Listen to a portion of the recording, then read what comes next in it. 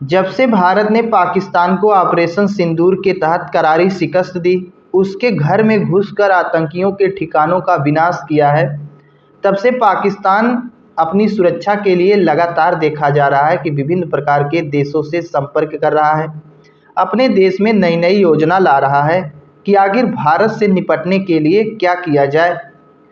इसी से संबंधित एक अन्य कदम उसने उठाया है। आइए उसके बारे में भी थोड़ा अवलोकन विचार विमर्श करते हैं।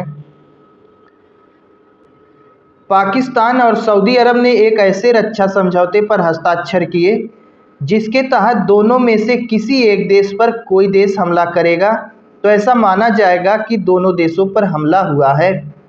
तो ऐसी स्थिति में ऑपरेशन सिंदूर के बाद लगातार अपनी सुरक्षा के लिए कदम उठा रहे पाकिस्तान ने सऊदी अरब के साथ एक ऐसा समझौता किया है कि अगर भारत पाकिस्तान के ऊपर हमला कर देगा या फिर सऊदी अरब के ऊपर कोई देश हमला करेगा तो ऐसा माना जाएगा कि सऊदी अरब और पाकिस्तान दोनों पर हमला किया गया है और तब फिर दोनों देश मिलकर उस देश के खिलाफ जवाबी कार्रवाई करेंगे। अब जैसे भारत पाकिस्तान के ऊपर अगर हमला करता है तो भारत को पाकिस्तान के साथ साथ सऊदी अरब के साथ भी युद्ध लड़ना होगा, क्योंकि भारत के खिलाफ सऊदी अरब और पाकिस्तान दोनों कार्रवाई करेंगे।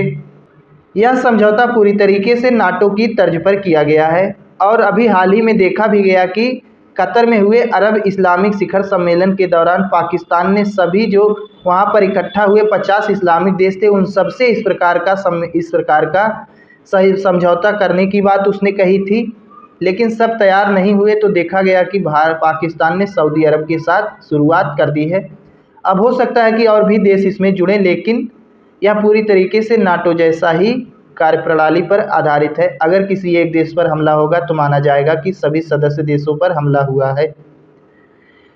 इस समझौते को लेकर भारत ने क्या कहा, आइए देख लेते हैं।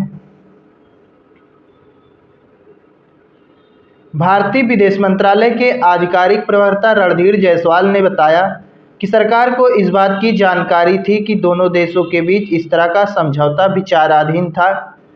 भारतीय विदेश मंत्रालय के आधिकारिक प्रवक्ता हैं रणधीर जायसवाल। उन्होंने कहा कि इसके बारे में हमें पहले से ही पता था कि इन दोनों के बीच इस प्रकार के समझौते विचाराधीन हैं जो अब औपचारिक रूप ले चुके हैं। उन्होंने कहा, हम इस घटनाक्रम से भारत की राष्ट्रीय सुरक्षा के साथ साथ क्षेत्रीय और वैश्विक स्थिरता पर पड़ने वाले प्रभाव का अध्ययन करेंगे।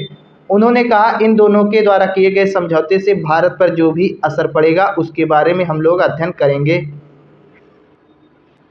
पाकिस्तान और सऊदी अरब के बीच हुए इस रणनीतिक पारस्परिक रक्षा समझौते पर पाकिस्तान के प्रधानमंत्री शहबाज शरीफ ने रियाद यात्रा के दौरान हस्ताक्षर किए और यहां पर सऊदी के क्राउन प्रिंस मोहम्मद बिन सलमान ने उनका स्वागत किया।